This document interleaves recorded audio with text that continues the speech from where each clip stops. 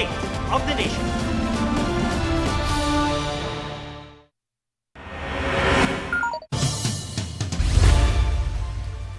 Nasalpok ng bus ang isang tricycle na palabas ng kalsada sa Shaton, Negros Oriental. Bumaliktad ang tricycle at tumilapon ng ilang pasahero. Patay ang 70 anyos na tricycle driver dahil sa head injury. Sugatan ng tatlo nitong pasahero, kabilang ang 2 taong gulang na bata. Hawak na ng pulisya ang bus driver. Nangyari ang disgrasya sa parehong araw na nagbanggaan naman sa Pandan Antique ang isang tourist van at isa pang bus ng parehong kumpanya. Tuklap ang kalahati ng van na matulin daw ng lumagpas sa kurbada at makasalubong ang bus na bumangga naman sa isang bahay.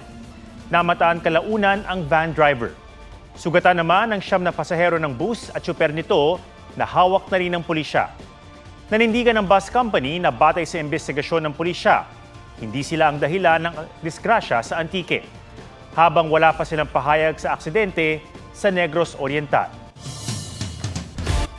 Ipatutupad na muli ng MMDA ang no-contact apprehension policy kasunod ng partial lifting sa TRO ng Korte Suprema. Pero sa mga pangunahing kalsada lang yan. Ang detalye sa report ni Joseph Moro.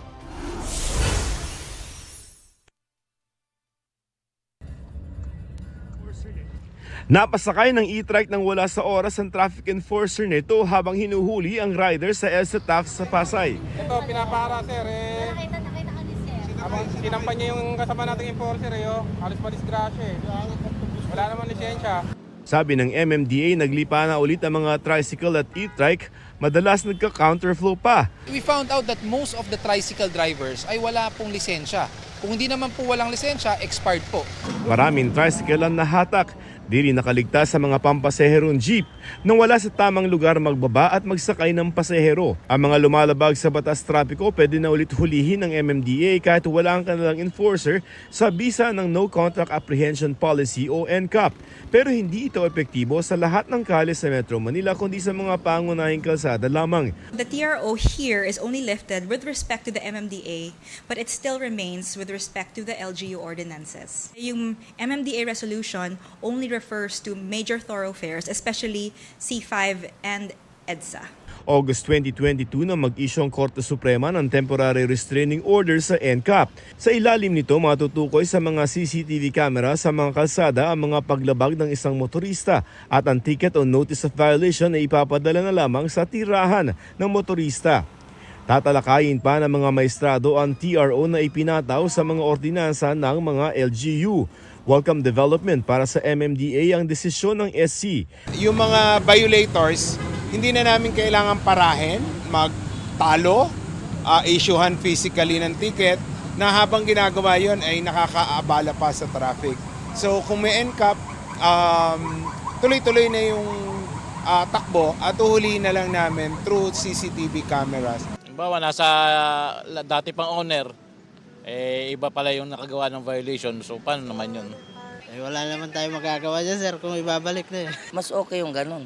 Yung mga pasaway, edi medyo nag-iingat na nagkakaroon ng disiplina. Makatutulong din daw para sa MMDA ang NCAP habang kinukumpuni ang EDSA. Simula June 13 ang rehabilitasyon. Unang maapektuhan ang bahagi ng EDSA mula Rojas Boulevard sa Pasay hanggang Guadalupe sa Makati. Ayon sa DPWH, isa-isahin ang mga lane para hindi kailangan tuluyang isara ang EDSA. Yung mga kababayan natin na imbes na sa EDSA, meron silang ibang dadaanan, alternative na dadaanan. At ang pinakamadaling alternative na dadaanan ay ang Skyway. Para mabawasan ng trapiko, planong ilibre ang ilang bahagi ng Skyway. Nasa 2 taon na kukumpunihin ang EDSA at ayon sa Department of Transportation, hindi naman daw kailangan mag-alala ng mga gumagamit ng EDSA busway dahil meron pa rin yan, ilalabas na lamang at dedicated pa rin yan. Ang mawawalan ng lane ay yung mga private na mga motorista. Wala tayong magagawa. Kailangan unahin natin ang commuter. Joseph Morong nagbabalita para sa GMA Integrated News. Literal na namatay sa maling akala ang isang lalaki sa Pasig. Binaril ng kapitbahay ang biktimang napagkamalan daw niyang magnanakaw. Kita sa CCTV na lumabas ng bahay ang biktima at patungo sa bahay ng suspect. Sumunod sa biktima ang isang lalaking saksi sa nangyari. Ayon sa kapatid ng biktima, sumunod siya sa paglabas nang may marinig siyang sigawan. Pero nang tutukan siya ng baril ng sospek, napaatras siya. Doon na nabaril ang kanyang kapatid. Ayon sa isa pang saksi, inawat pa nila ang sospek at nagmakaawa pa raw ang biktimang may tama na sa tagiliran. Pero tinuluyan siya ng sospek na tumakas sakay ng motorsiklo noong rumesponde ang mga tauhan ng barangay. Sumuko rin kalaunan ang sospek. Sinusubukan pa ng GMA Integrated News na kunan ng pahayag ang sospek na nakadetain sa custodial facility ng Pasig City Police. Pero ayon sa live-in partner ng sospek, base raw sa pahayag ng mga saksi na pagkamali ng sospek ang biktima na aakyat bahay at magnanakaw. May mga bahay na nasunog sa Bukidnon at Cagayan de Oro City habang sa isang natupok na bahay sa Bacolod City, 2 bata ang nasawi.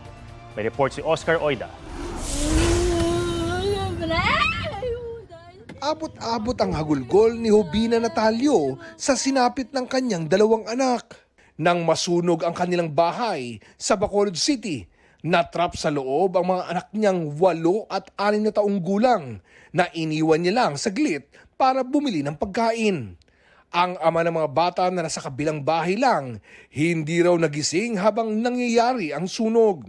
Ilang kaanak naman ang sugatan sa gitna ng pagsisikap na masalba sana ang mga bata. Tanay kay galing dako na gid ang kalayo ng palibutan na. Di buksan niya tanay kung dento wala na gid. Nahirapan sa pagresponde ang mga bumbero dahil makitid ang daan. Tumulong din sa pag-apula ang mga kapitbahay. Yung mga allegation kita nga nabatian that the cause was due to open flame from lighted candles. So all those are allegations. So ari kami subong mag-conduct follow-up investigation as to what happened. Nangangalit na apoy naman ang tumupok sa 2 palapag na bahay na ito sa Manolo Fortich, Bukidnon. Dahil fire station ang katapat nito, agad nakaresponde ang mga bumbero. Walang nasawi sa sunog na inaalam pa ang sanhi. Mabilis ding naapula ang sunog sa bahay na ito sa Cagayan de Oro City. Tinitignang mitsa ng apoy ang refrigerator na nakasaksak sa isang extension cord. Mahigit 8,000 piso ang halaga ng pinsala. Mula January 1 hanggang May 16 ngayong taon, mahigit 6,000 na ang naitalang mga sunog sa bansa. Hindi bababa sa 150 na ang nasawi. Oscar Oida, nagbabalita para sa GMA Integrated News.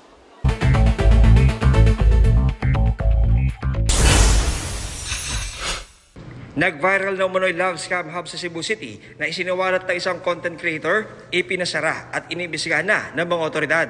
Napag-alaman ng pulisya na nirentahan lang umano ang isang area sa second floor ng gusali at pinasublease pa ito sa nagmamanage ng umano'y scam hub.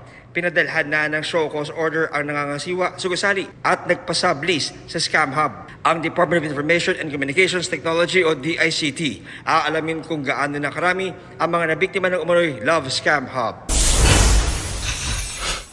10 taong gulang na bata, patay matapos magpatuloy sa isang lie-in clinic sa Tondo. Isang nagpakilalang doktor ang nag-opera sa bata na biglang umanong nangisay matapos ang pagtutuli. Ipapa-autopsy na ang kanyang labi para malaman ang tunay na dahilan ng pagkasawi. Ipapasumpi na naman ng NBI ang nag-opera. Pinuntahan ng GMA Integrated News ang pinangyarihan ng pagtuli, ngunit wala raw roon ang nagtuli. 2 Chinese, arestado at nahulihan ng aparatong ginagamit umano para sumagap ng impormasyong natatanggap ng cell site. Ayon sa investigasyon, gagamitin umano ng mga suspect ang mga nakuhang impormasyon para mambiktima online. Inaalam pa ng mga otoridad ang mga detalye para mapigilan ang pagkalat ng mga ganitong equipment. John Consulta, nagbabalita para sa GMA Integrated News.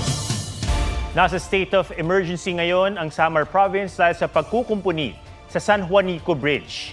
Inaprubahan niya ng Sangguniang Panlalawigan para magamit ang pondo sa pagsasaayos ng tulay na nagdurugtong sa Samar at Leyte. Bawal ngayong dumaan sa tulay ang mga sasakyang lagpas 3 tonelada ang bigat, kabilang ang mga cargo truck na may kargang may mga produkto at mga pampasaherong bus. Batay sa pagsusuri ng DPWH, may seryosong pinsala na ang ilang bahagi ng tulay na dapat nang makumpuni o ma-retrofit sa lalong madaling panahon. hindi pa masabi kung gaano katagal aabutin ang pagkukumpuni. Sa ngayon, nakikipag-ugnayan na ang DPWH sa Philippine Ports Authority at mga LGU para isakay sa Roro ang malalaking sasakyang hindi makatatawid sa tulay. May mga shuttle na rin na handang maghatid sa mga pasaherong sakay naman ng mga bus. Bukod sa malalaking sindikato, pupuntirihin na rin daw ng Administrasyong Marcos ang mga maliliit na sangkot sa iligal na droga. Pero titiyakin daw na walang maaabuso sa paghabol sa mga small-time drug pusher. May report si June Veneracion. I want to be respected but maybe fear is better. Yan ang sagot ni Pangulong Bongbong Marcos nang tanungin sa ginagawang mga hakbang ng kanyang administrasyon laban sa droga. Aminado ang Pangulo sa paghabol at paglansag ng malalaking sindikato ng droga. Napabayaan ang paghuli sa mga maliliit na isda.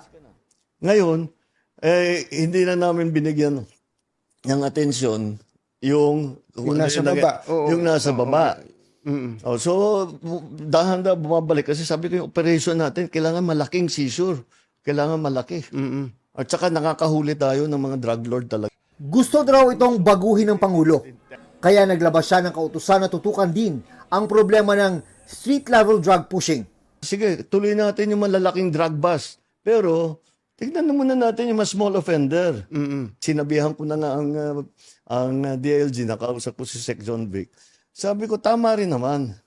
Kasi hindi magandang tignan yung lugar mo. Maraming nagbebentaha, maraming mga high na ano-ano ginagawa. Pero sa pagpapalakas ng operasyon laban sa mga small-time drug pusher, dapat walang pang-aabuso, sabi ng Pangulo. Iniiwasan ko yung basta't may suspetsa o may hinala o may sumbong, basta't huhuli, papatayin na lang, di ba? Wala yun, doon kami lumalayo. Doon kami lumayo. Matatandaang sa opisyal na tala, umabot sa mahigit 6,000 ang bilang na napatay sa giyera kontra droga ng Administrasyong Duterte. Pero sa tala ng mga human rights groups, posibleng umabot yan sa tinatayang 30,000, bagay na naging mitya ng pagkakaaresto at pagkakadetine ngayon ni dating Pangulong Rodrigo Duterte sa Dahig. Yung sabihin mo ng infliction of harm is not a priority. It's not a consideration doon sa kwan natin sa illegal drugs. Bagamat nilalatag pa ng PNP Drug Enforcement Group ang plano kung paano ipatutupad ang utos ng Pangulo. Tiniyak ng pulisya, ang kanilang gagawin ay malayong-malayo sa Oplan Tokhang. Mananatili pong bloodless ang atin with respect po sa human rights, pero dapat po palakasin pa rin po yung ating operation sa anti-illegal drugs. Magiging basihan daw ng PNP sa palalakasing street-level anti-drug operations ang impormasyon mula sa BADAC o Barangay Anti-Drug Abuse Council. Kaugnay lang kautusan ng Pangulo ay re-reactivate po natin yung paghuhuli sa small-time offenders na nasa listahan po na BADAC na kung saan ito po ay mismo lang galing na po sa barangay level po. June Veneracion, nagbabalita para sa GMA Integrated News. Asahan na raw ang pagkakaroon ng Duterte Block sa Senado sa darating na 20th Congress. Ayon kay Senator Bato de la Rosa, tiyak ng kasama sa block si Senator Bongo, Senator Robin Padilla, Senator-elect Rodante Marcoleta at Senator Amy Marcos na kapatid ng Pangulo. May iba pa raw posibleng makasama pero hindi pa niya nakakausap ang mga ito. Sinusubukan naming kunin ang panig ng mga pinangalanan ni De La Rosa. Ang Duterte Block ay posibleng may implikasyon sa impeachment trial ni Vice President Sara Duterte. 9 na boto ang kailangan para ma-acquit ang bise. Para kay De La Rosa, mas mainam kung hindi na maituloy ang impeachment trial. Pero naghahanda pa rin daw siyang maging senator judge. Julian San Jose turns 31. Extra special ang birthday ng The Limitless Star, kasama ang boyfriend na si River Cruz at ilang fans. Dingdong Dantes nanguna sa paglulunsad ng official website ng League of Filipino Actors o Actor PH na magsisilbi rin daw global calling card ng mga artistang Pilipino.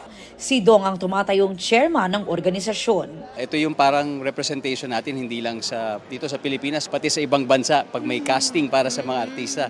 Present sa event si Kapuso Primetime Queen Marian Rivera at iba pang artista sa telebisyon, entablado at pelikula. Andrea Torres gaganap bilang tahong farmer sa upcoming Kapuso Afternoon Prime series na Akusada. Makikita nyo sa role ko yung pagiging masipag nating mga Pilipino. Yung lahat kasi ng racket kaya niyang gawin, basta marangal. Yung goal niya na gusto niya yung pamilya niya maging komportable ang buhay. Looking forward na rin daw si Andrea na i-shoot ang kanyang underwater scenes. Learning experience siya, and gusto ko yung ganyan yung nababasa ako, napapawisan ako, tumatakbo-takbo ako, type na type ko yung mga ganyan. Aubrey Carampel nagbabalita para sa GMA Integrated News.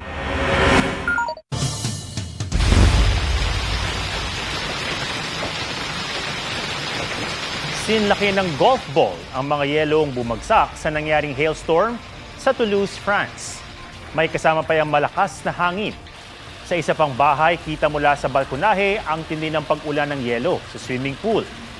Nabalot din ng yelo ang mga kalsada. Patay sa mga local report, inaasang 1 linggong iiral ang masamang panahon doon.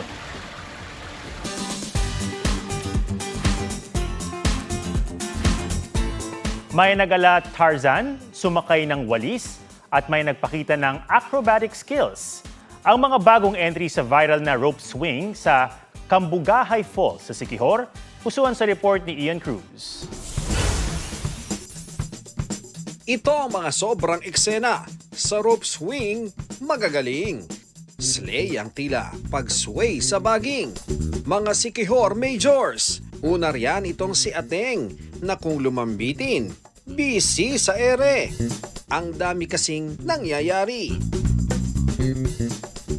Nilevel up pa at di maawat hanggang sa nag-ala acrobat. Nagte-training daw kasi talaga itong si Shanice ng pole fitness. Kaya di maikakailang maraming humanga sa kanyang swinging finesse. Para sa core memory, core strength naman ang puhunan nitong si Kuya. Dahil bukod sa mahigpit na kapit, higpit din sa pag-workout ang kanyang secret. Pwede namang simplihan, ganda-gandahan lang. Tipong thrilling habang chilling. Pero kung wicked ang mindset, mag-ala wizard o witch. Bantay ng falls itong si Kuya at nagdemo kung paanong sumakay sa lubid. Pero defying gravity ang naisakay ng mahiwagang walis. Ian Cruz nagbabalita para sa GMA Integrated News. Yan po ang State of the Nation para sa mas malaking misyon at para sa mas malawak na paglilingkod sa bayan. Ako si Ato Maraulio mula sa GMA Integrated News, ang News Authority ng Pilipino. Huwag magpahuli sa mga balitang dapat niyong malaman. Mag-subscribe na sa GMA Integrated News sa YouTube.